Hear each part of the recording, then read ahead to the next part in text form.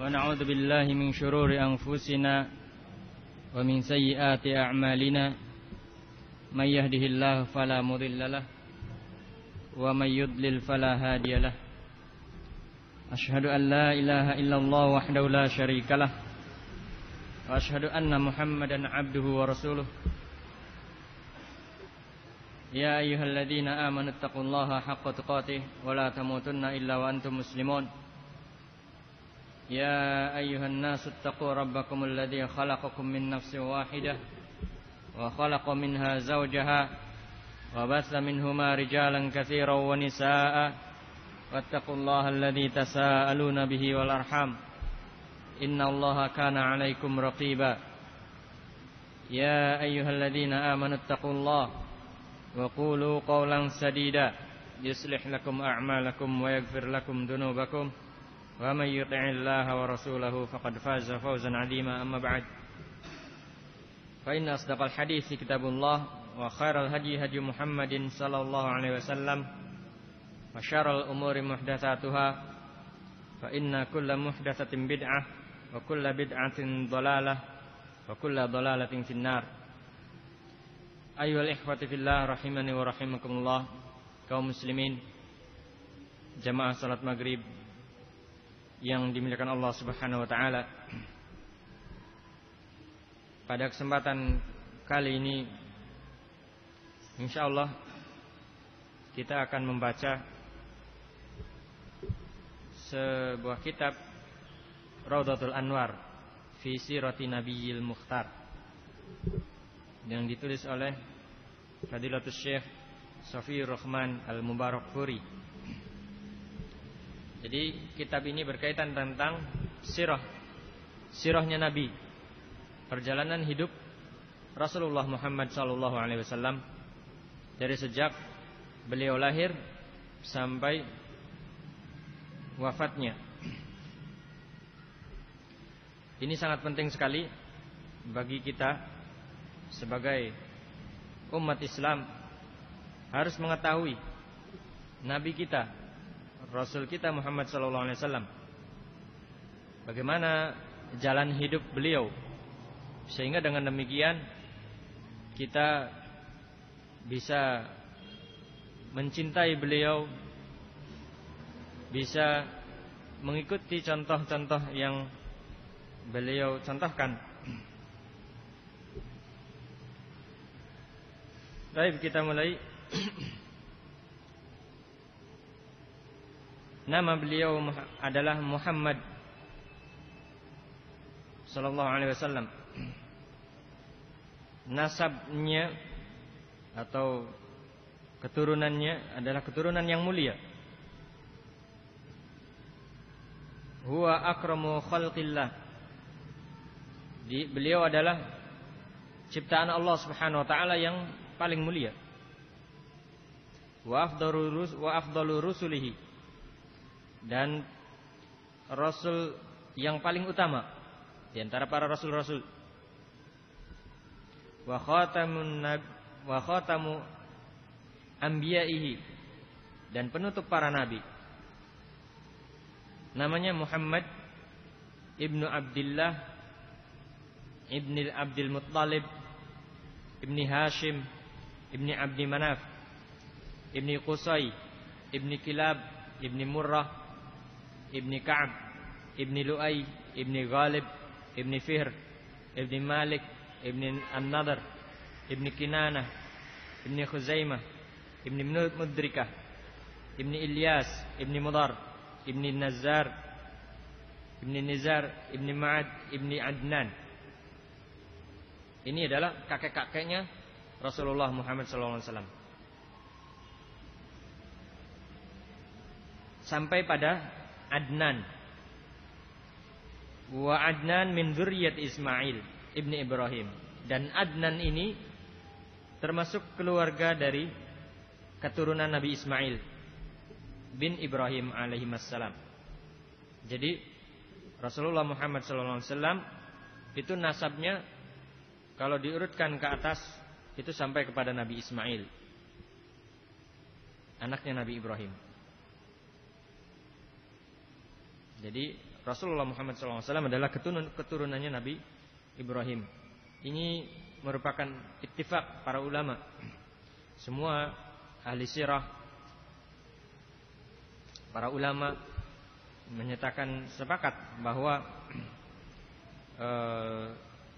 Rasulullah SAW adalah keturunan dari Ismail ibnu Ibrahim.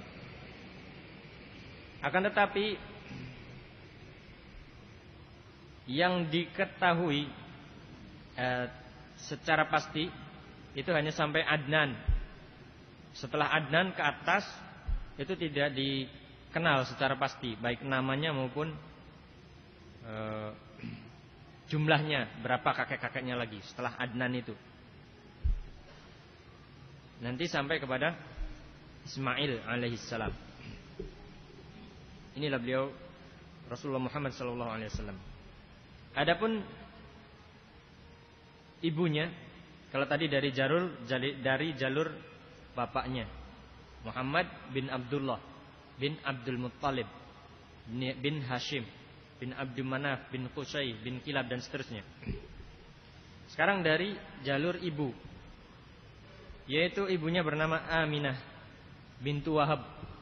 Aminah bintu Wahab bin Abdul Manaf bin Zahrah bin Kilab.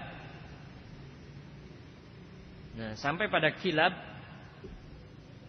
ini adalah kakek Nabi yang kelima dari jalur bapak. Itu bertemu dengan kakek Nabi dari jalur ibu sampai pada Kilab itu. Jadi asalnya bapak dan ibunya Nabi itu sama, menyatu nanti di Kilab. Kakek beliau yang bernama Kilab itu menyatu, ke atasnya sama pada kakek yang kelima. Kilab ini namanya adalah Hakim, namanya Hakim, dan dikatakan Urwah. Akan tetapi karena Kilab ini sering berburu anjing, sehingga dikenal dengan nama Kilab. Jadi bukan nama sebenarnya Kilab itu. Namanya adalah Hakim. Ada yang mengatakan Urwah. Jadi kakek Nabi Muhammad SAW yang bernama Kilab itu adalah Kilab ke atas itu satu, dari jalur ibu maupun jalur bapak. Ini nasab beliau yang mulia. Kemudian kabilahnya juga kabilah yang mulia pula, yang dikenal oleh semua kabilah-kabilah di Arab, yang bernama kabilah Quraisy. Kabilah ini kabilah yang tinggi kedudukannya. Wal majdul asil, yang mulia. Wa qadasatul makan baina sairil Arab, dan menempati tempat yang suci di antara seluruh kabilah-kabilah Arab. Quraisy ini adalah laqab dari kakek beliau yang bernama Fihr bin Malik atau An-Nadhr bin Kinana. Jadi Fihr bin Malik atau An-Nadhr bin Kinana ini adalah memiliki laqab Quraisy. Memiliki laqab Quraisy. Sehingga dari situ dijadikan nama kabilah. Terus sampai pada saat Rasulullah dilahirkan, itu adalah dari Quraisy sampai sekarang. Quraisy, kabilah Quraisy. Dan nanti juga di akhir hari kiamat, menjelang kiamat, itu akan dibangkitkan Imam Mahdi, namanya sama dengan Rasulullah Muhammad SAW, Muhammad bin Abdullah, dari Quraisy juga.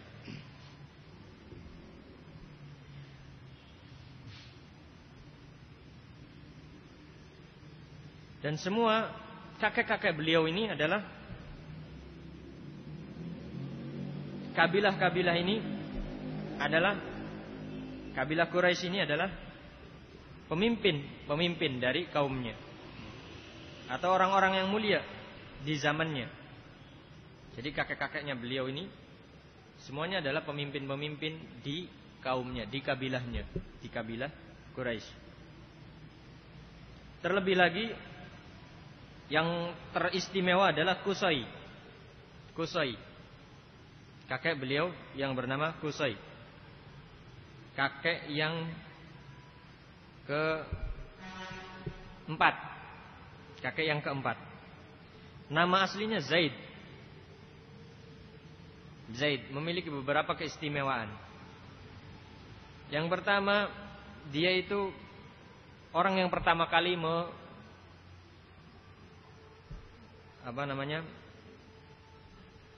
mengurusi Ka'bah. Orang yang pertama kali mengurusi Ka'bah dari kabilah Quraisy. Ini orang pertama adalah Qusay. Namanya aslinya Zaid. Dan dia juga yang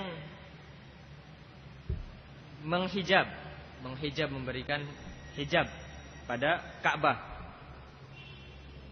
Dan sebagai juru kunci yang memegang kunci Ka'bah. Jadi kalau ada seseorang yang dia kehendaki untuk masuk, dikehendaki oleh Qusay, kapan saja dia inginkan, dia yang membukanya. Tapi kalau dia tidak mau, ya tidak. Dan dia ini juga, Qusay ini juga orang yang pertama kali menempatkan Quraisy, kabilah Quraisy ini di tengah kota Mekah. Sehingga mereka orang-orang Quraisy, kabilah Quraisy ini tinggalnya di tengah kota tersebut, di Mekah. Yang tadinya sebelumnya adalah di pinggir-pinggir, masih di pinggiran kota Mekah, di ujung-ujung.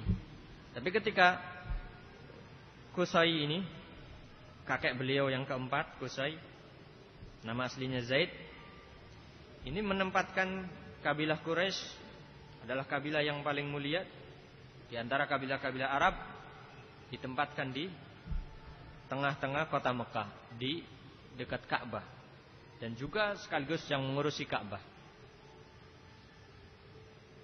Dibedakan dengan kabilah-kabilah yang lainnya.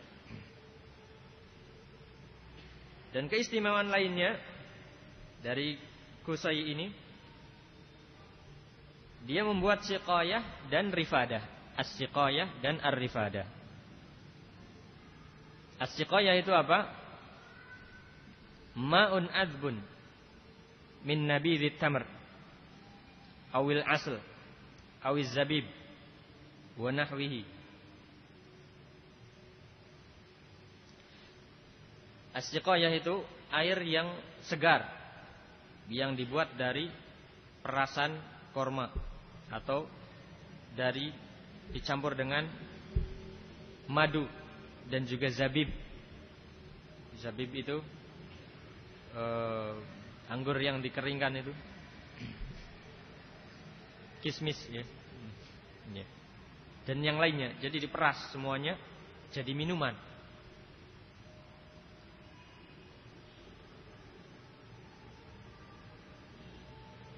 Kana ya'idu fi hiyad minal adim yashribuhul hujaj. Kemudian ditaruh di satu tempat yang terbuat dari kulit. Kemudian sengaja disediakan untuk orang-orang yang haji. Ini kakek Nabi yang keempat.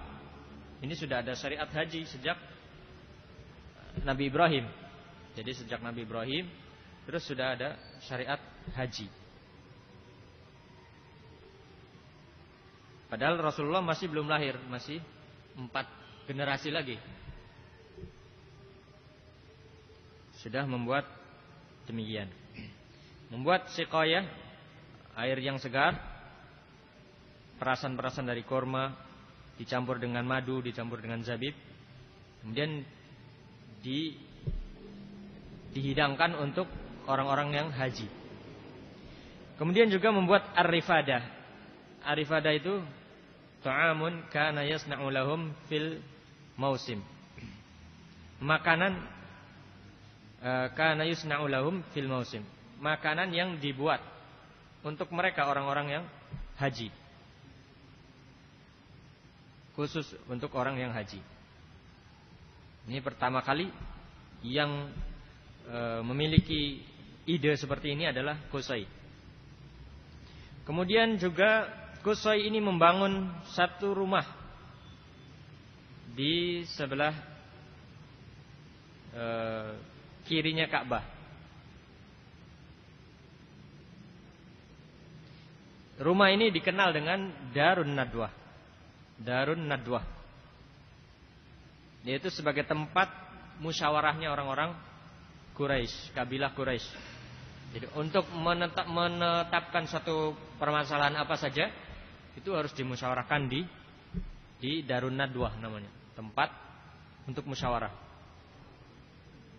Sampai nanti di zamannya Rasulullah juga masih ada Darun Nadwah itu. Mereka bermusyawarah di situ ketika akan mengusir Rasulullah atau membunuh Rasulullah. Mereka bermusyawarah dulu di situ. Jadi dibangunnya ketika zamannya Qusay. Dan sebagai pusat pergerakan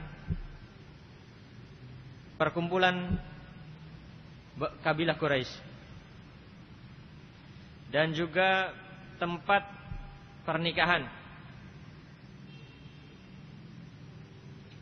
Fakana la yuqadun nikah wala yatimmu amrun illa fi hadhihi dar.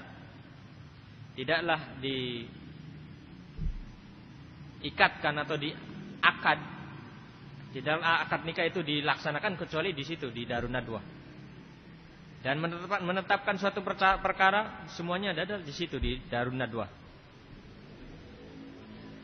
Dan orang yang pertama kali memegang kekuasaan sebagai komandan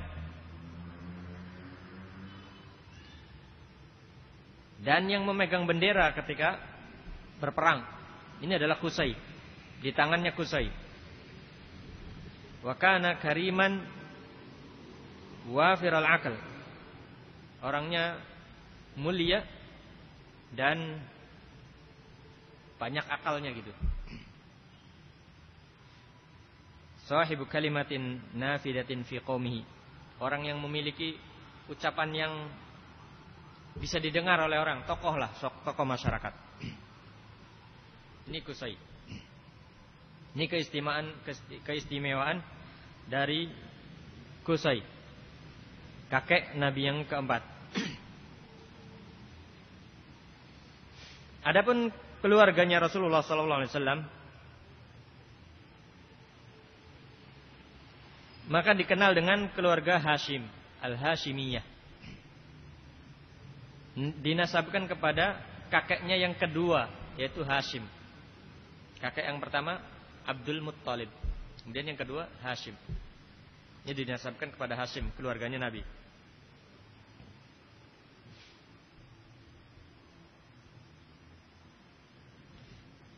Hashim ini mewarisi dari bapaknya, dari kakeknya, yaitu Al-Qusay, dari Qusay tadi, yaitu menyediakan siqayah dan rifadah, minuman dan makanan untuk orang haji.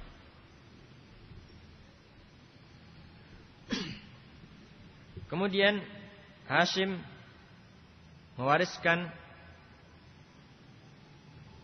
kepada Al-Muttalib, saudaranya Hashim, yaitu Al-Muttalib.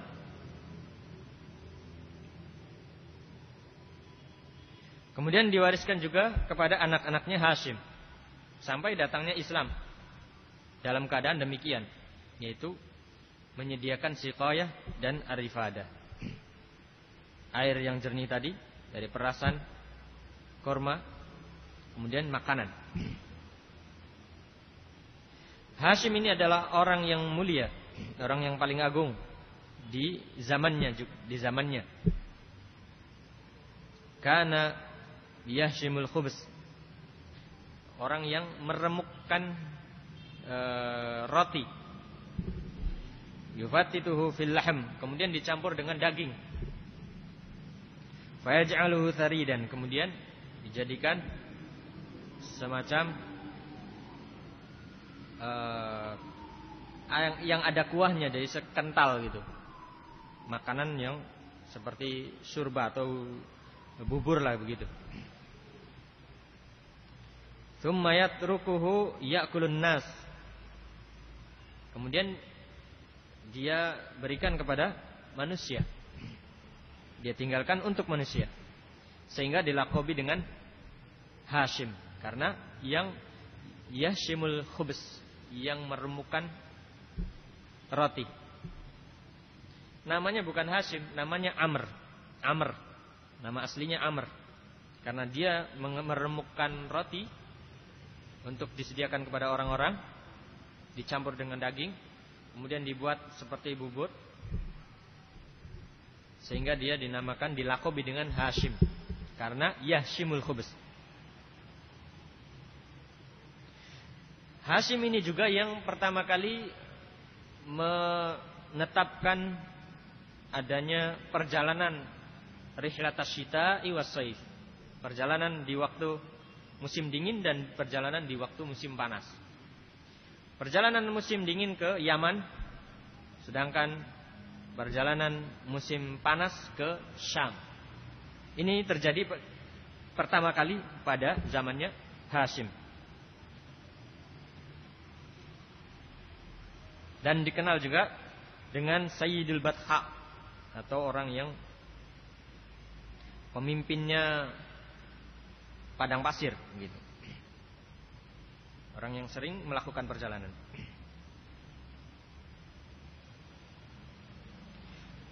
Pada zamannya Hashim ini terjadi satu peristiwa, bahwasanya Hashim ini melewati kota Yathrib. Kota Yathrib ini adalah yang sekarang dikenal dengan Madinah, ya, Yathrib. Ketika akan melakukan perjalanan dagang ke Syam, berarti di musim panas, melewati Madinah.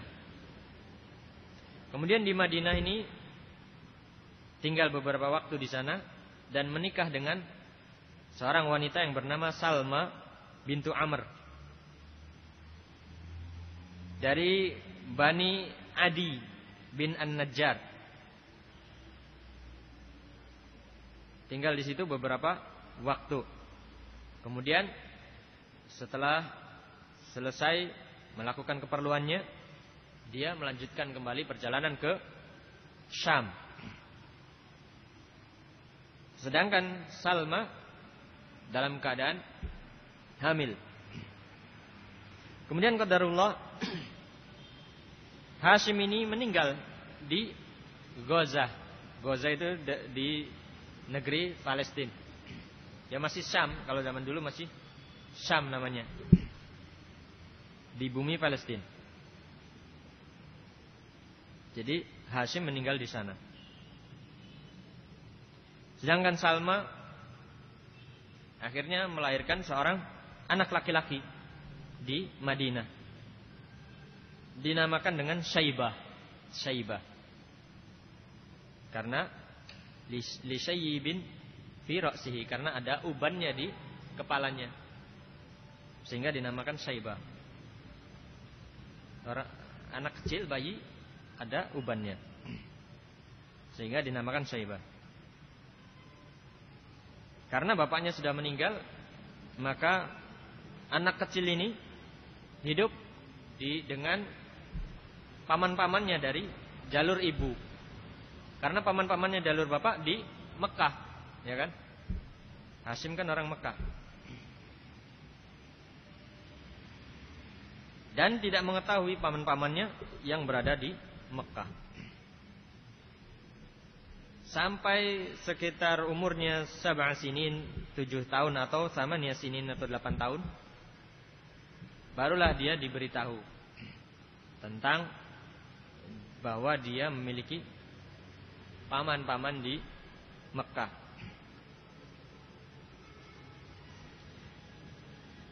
Dan Al-Muttalib adalah salah satu pamannya. Maka dia melakukan perjalanan ke Mekah untuk menemui pamannya di Mekah. Dan bertemu dengan Al-Muttalib. Al-Muttalib adalah pamannya anak ini. Manusia yang melihat anak ini bersama Al-Muttalib menyangka bahwa anak ini adalah budaknya Al-Muttalib, sehingga dinamakan, dijuluki oleh orang-orang sebagai Abdul Muttalib, budaknya Al-Muttalib. Sampai sekarang masyhur dengan Abdul Muttalib, yang menjadi kakeknya Rasulullah sallallahu alaihi wasallam.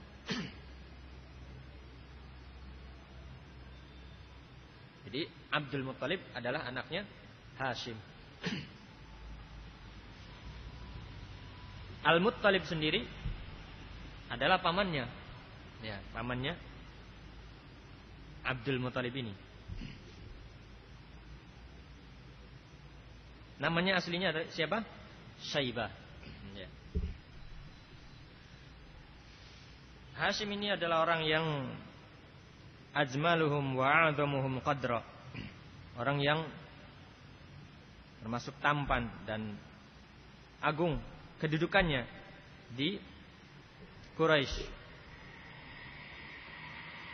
Mulia di zamannya. Tidak ada seorang pun yang memiliki kedudukan mulia tinggi di saat itu kecuali ini Abdul Muttalib, Sayyidu Quraisy, dan orang yang memiliki onta-onta yang banyak di Mekah. Syarifan muta'an jawadan, mulia, ditaati, dan orangnya dermawan. Yusamma al-Fayyad li sakhaihi, dinamakan al-Fayyad, julukannya al-Fayyad karena banyak memberikan karena kedermawanannya. Dia pernah atau sering memberikan makanan kepada orang-orang miskin, dan juga memberikan makanan kepada binatang-binatang buas dan burung-burung, sehingga dilakobi oleh orang-orang dengan as-sahl,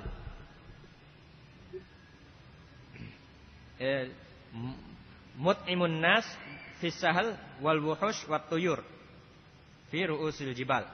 Orang yang memberi makan manusia pada waktu muda dan memberi makan binatang buas, memberi makan burung di puncak-puncak gunung. Abdul Muttalib ini ada satu kisah yang masyhur, dikenal, yaitu ketika Abdul Muttalib menggali sumur Zam-Zam. Jadi sumur Zam-Zam itu tadinya ada sejak zamannya Nabi Ibrahim kan. Kemudian ketika zamannya Jurhum, satu kaum Jurhum yang singgah di Mekah, itu mereka mengubur Zam-Zam ini. Abdul Muttalib diperintahkan untuk menggali kuburan ini, menggali Zam-Zam ini melalui mimpi Dan diberitahu tempatnya, sifat-sifatnya, sampai jelas, begitu jelas. Begitu jelas tempat air Zam-Zam tersebut.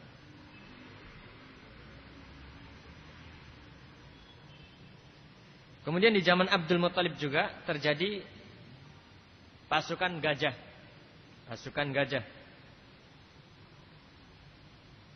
yang dipimpin oleh Abroha Al-Ashram. Abroha Al-Ashram dari Yaman. Pasukan bergajah dari Yaman. Jumlahnya 60.000 pasukan. Sebenarnya dari Habasyah ya. Cuman Abroha ini adalah gubernur yang memimpin daerah Yaman. Karena Yaman ini masih berada di bawah kekuasaan Habasyah. Agamanya adalah Nasrani. Dia membangun satu bangunan yang besar, gereja yang besar di Yaman. Maksudnya adalah untuk menyaingi Mekah. Karena Mekah setiap tahun mesti didatangi orang. Jadi ramai gitu Mekah. Dia ingin agar gereja yang ada di Yaman juga seperti itu, didatangi oleh orang. Bagaimana caranya agar gereja ini didatangi oleh orang? Maka Ka'bah, dia ingin agar Ka'bah ini dihancurkan. Gitu.